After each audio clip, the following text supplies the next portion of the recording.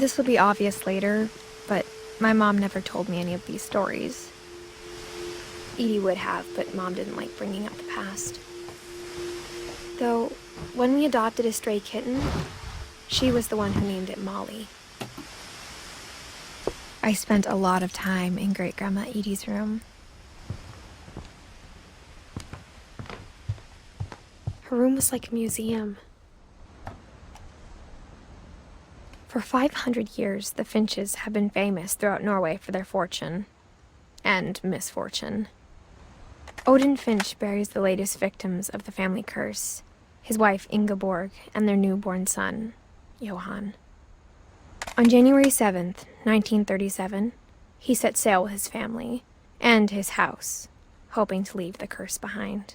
But 40-foot waves off the coast of Washington send the house and Odin to the bottom of the sea. Odin's daughter Edie, with husband Sven and baby Molly, step ashore on their new home, Orcas Island. Odin Finch is the first to be buried in the new family cemetery. His daughter Edie is already dreaming of a new Finch house.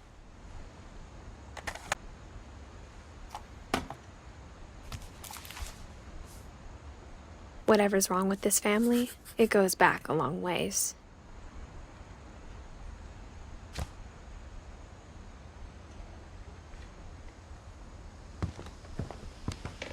Louis died a week before we left, but Edie had already started to memorialize him. Edie knit me a new pair of gloves every year, just in time to replace the old ones. When Edie told people Sven was killed by a dragon, she could also have said he was building a dragon-shaped slide that collapsed. She could have, but she didn't.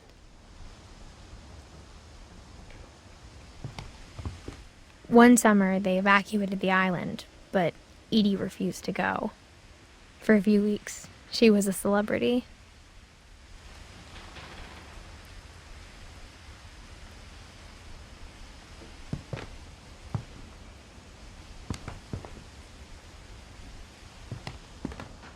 Even in her 90s, sometimes Edie seemed a lot younger than my mother.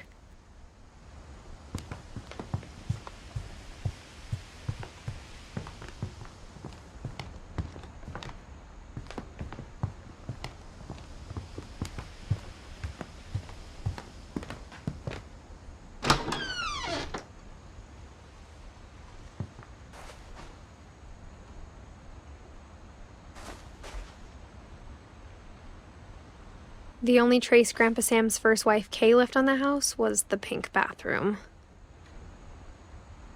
It was a pretty big trace.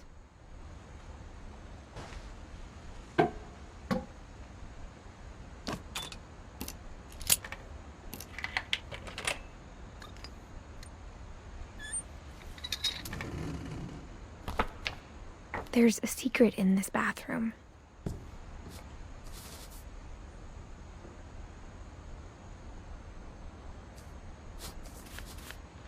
It's in the last place you would look.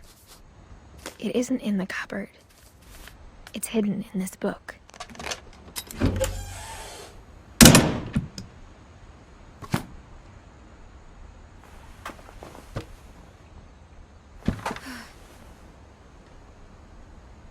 Sven gave Sam an old camera he'd refurbished.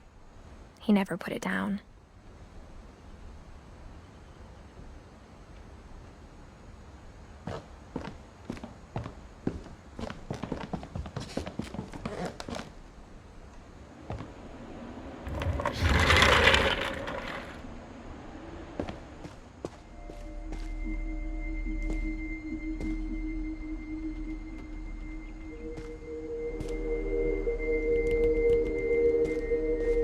I knew Grandpa Sam had a twin, and that he never talked about him.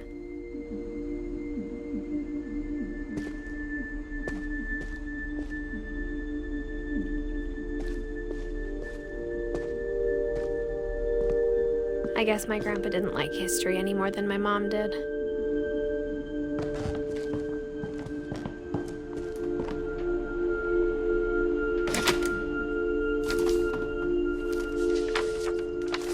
How I Want to Remember My Brother by Sam Finch.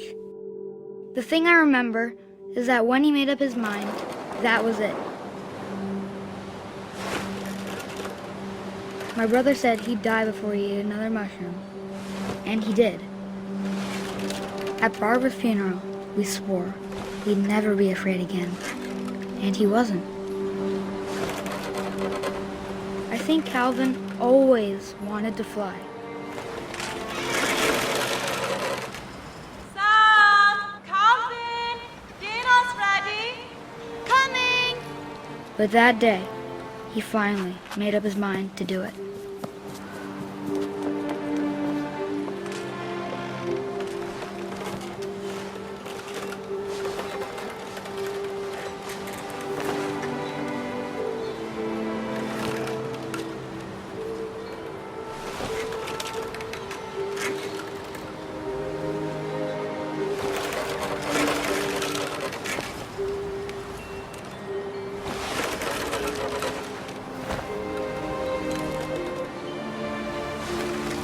I told him going around was impossible. Maybe if I hadn't said that.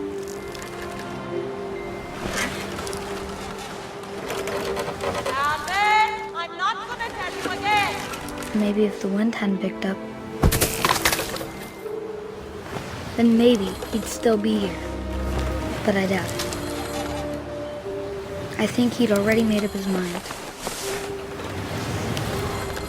That's what I want to remember about my brother.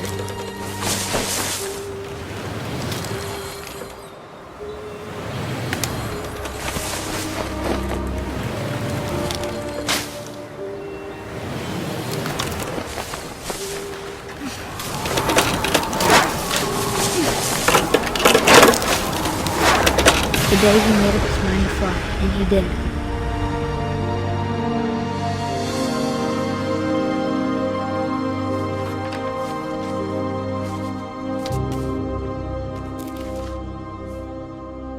Calvin's story felt strangely familiar. When I was younger, I remember trying to do the exact same thing.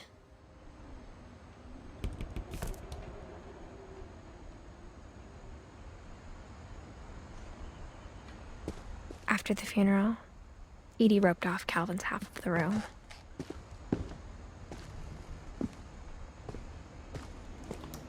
Mom said Grandpa Sam enlisted at 18 and never set foot in the room again.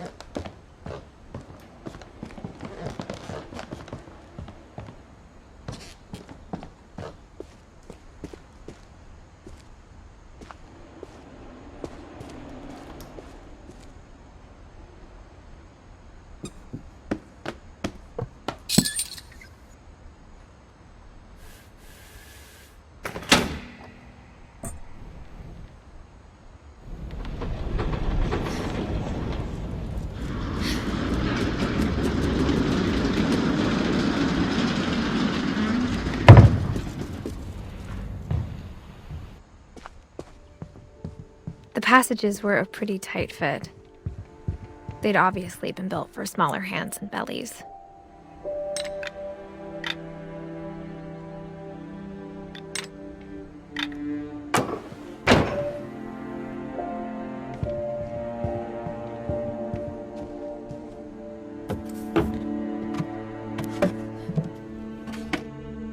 Growing up, I always thought of Barbara as a child star.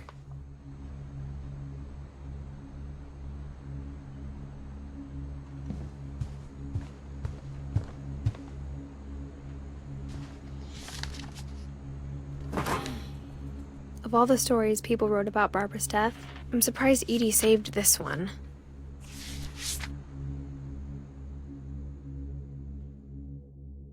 Old Jack here with another ghastly tale inspired by America's most unfortunate family. I'm calling it The Surprise Ending of Barbara. Barbara Finch. As a child star, Barbara was famous for her scream. Now at 16, she was all washed up, a has-been.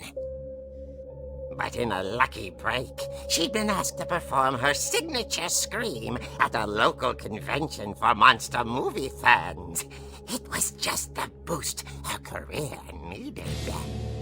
Unfortunately, her scream hadn't aged well. Getting better. I think you just need the right motivation. Her biggest fan and current boyfriend, Rick, was about to demonstrate when... Now that was a great scream. It was Barbara's father, Sven. He'd slipped into a table saw and had to be rushed to the emergency room. So Barbara got stuck babysitting her youngest brother, Walter. Her convention comeback was cancelled. Okay, I'm hearing frustration, but I'm not hearing terror. What if I tried... A gang of hoodlums in Halloween masks have been terrorizing Orcas Island tonight. Police are urging residents to... That came from the basement. You're right! Also, I loved your delivery on that. Why is your basement door locked? Because my dad likes making puzzles and secret passages. There's a key hidden in the music box. The secret is to keep winding and winding until finally the key pops out. Thanks, babe. I'll be back in a sec. 20 minutes later, Rick hadn't returned.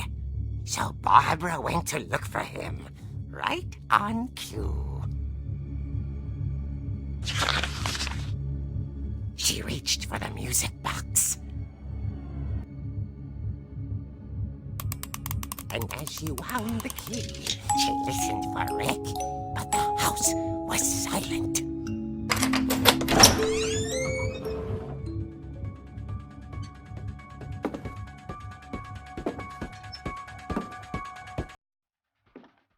She found Rick's crutch and imagined the worst.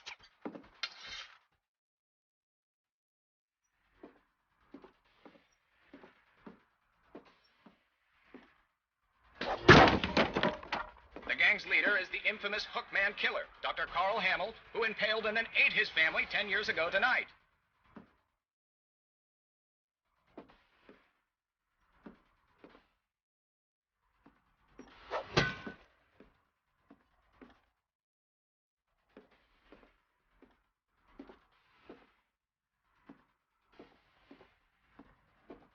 The old fridge rattled and grew still.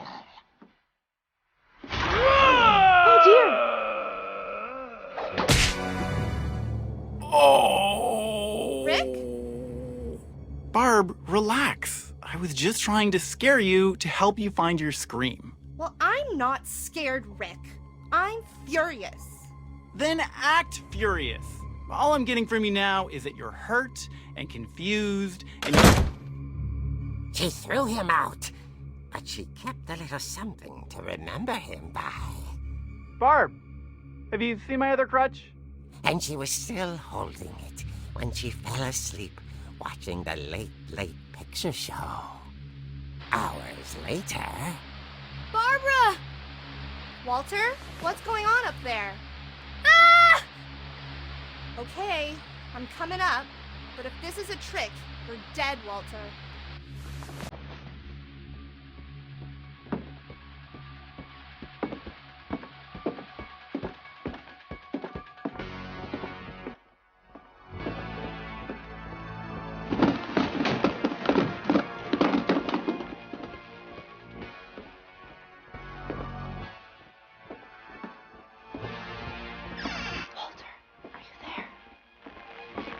Walter had vanished, but his bedside radio was still on. Orcas Island police describe the man as 6 feet tall, with a steel hook for a hand. Residents are urged to lock all doors and windows and notify the police of any suspicious activity. Barbara turned, saw the hook man, and was He was quite smashing. And he was. He couldn't get enough of Barbara. Okay, Barbara, there's gotta be another way out of here. That night, she played her part beautifully.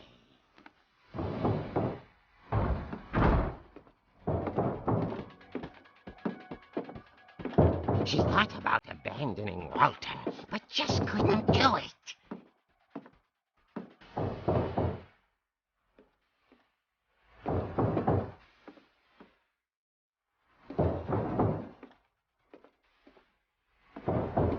Molly's door hadn't been opened in years. The hinges groaned.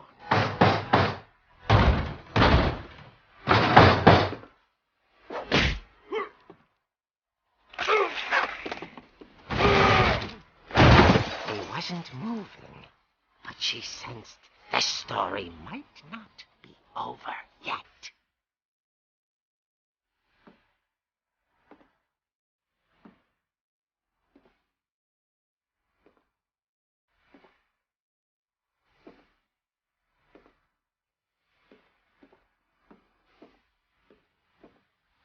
The hookman had vanished. She listened for his breathing, but all she heard was...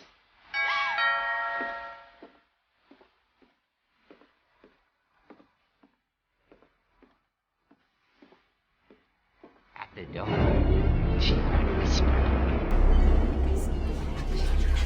It was coming from inside the house.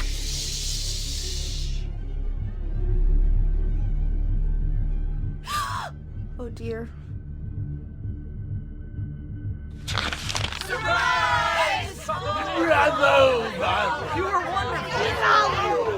monsters had come to surprise her. For Barbara, it was a dream come true. Then she saw what kind of monsters they were, and she realized what was about to happen.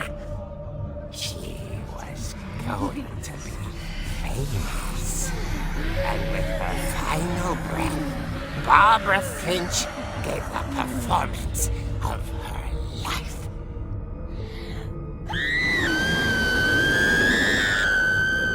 I wasn't there myself, but I hear Barbara was magnificent. Poor girl. She had a taste for stardom. But unfortunately, so did her fans. Of course, the police blamed it all on poor Rick, who disappeared the same night. And little Walter? Hiding under his bed the whole time. He took it all pretty hard, but that's another story. As for Barbara, tucked inside the music box was all they ever found of her. Her ear. Now that's what I call a real eerie tale.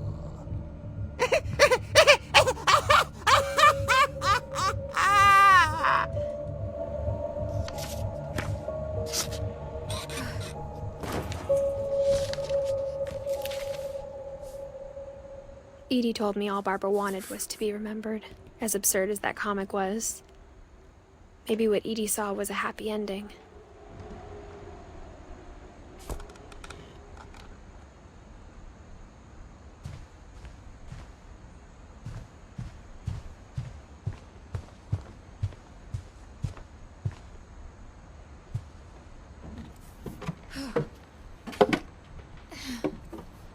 I guess now I know why Mom didn't like me playing with the music box.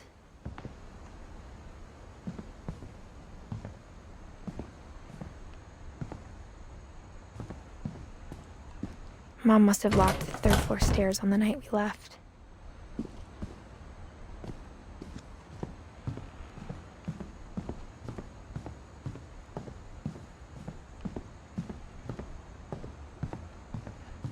It's funny. All those times I played with the music box and never found the basement key.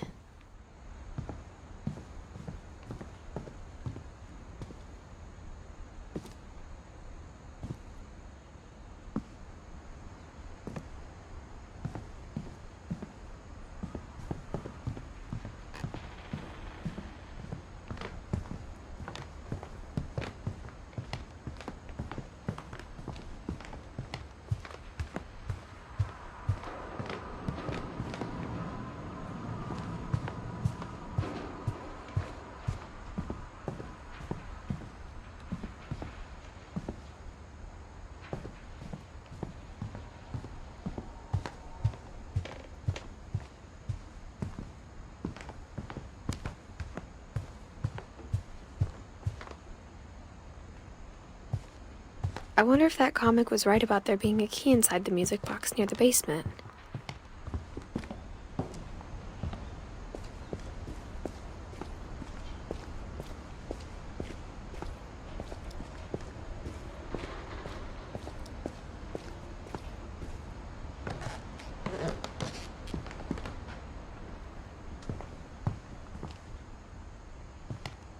Maybe I should go check out that music box down by the basement.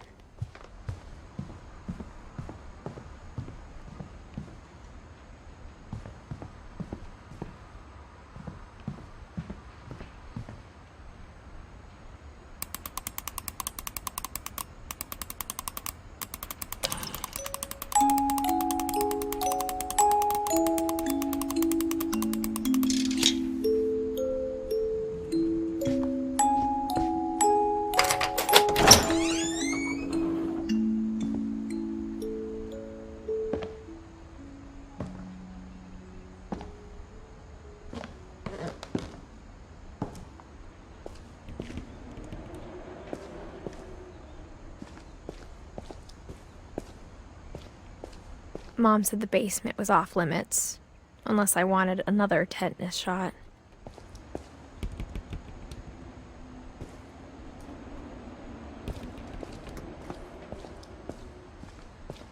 I saw Edie sneak down to the basement once, carrying packages. I thought maybe she was hiding presents.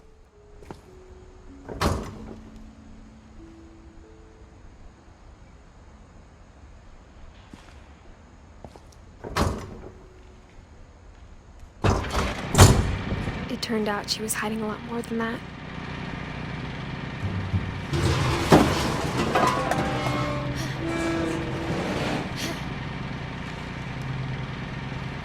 I remember asking Mom once about where Walter had gone.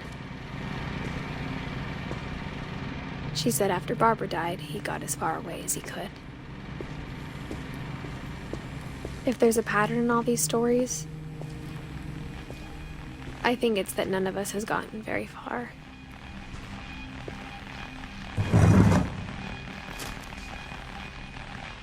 Goodbye, everyone.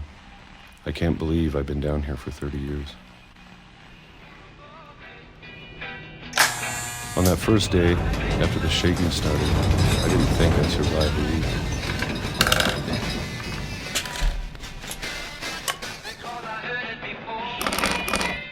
But after a few days, I settled into a routine.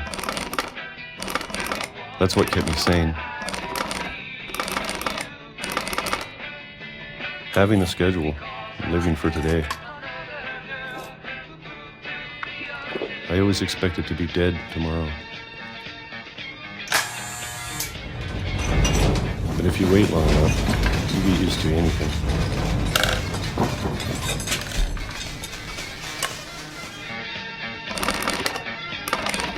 Even a monster on the other side of the door starts to feel normal. Almost friendly.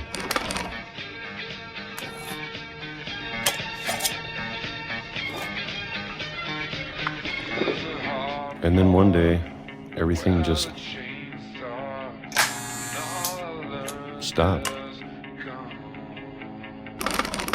Whatever that thing was, it was gone. Maybe it got tired of waiting. Or maybe I just got tired of being afraid.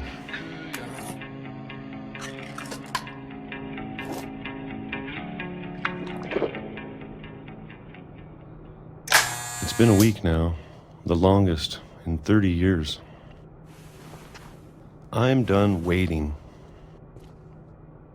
I have to leave while I still can.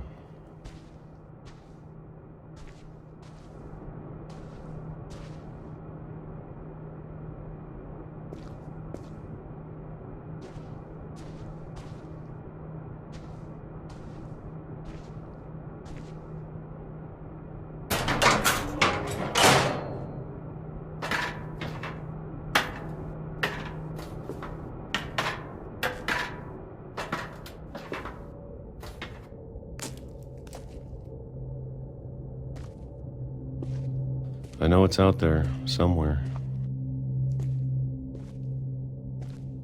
Whatever killed Barbara, Molly. And Calvin.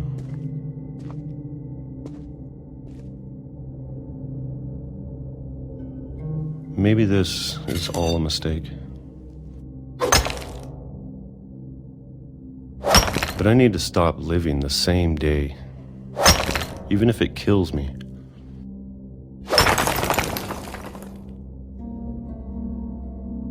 Whatever's out there, I want you to know I'm ready for it.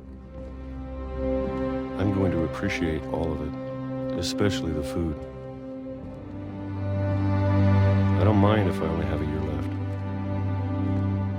or a month, or a single week. I'd be happy with one new day. I can already imagine the sun on my face.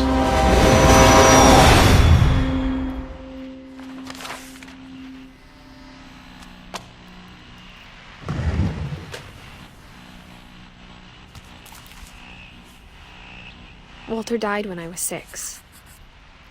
I can't believe my mom never told me he was down here.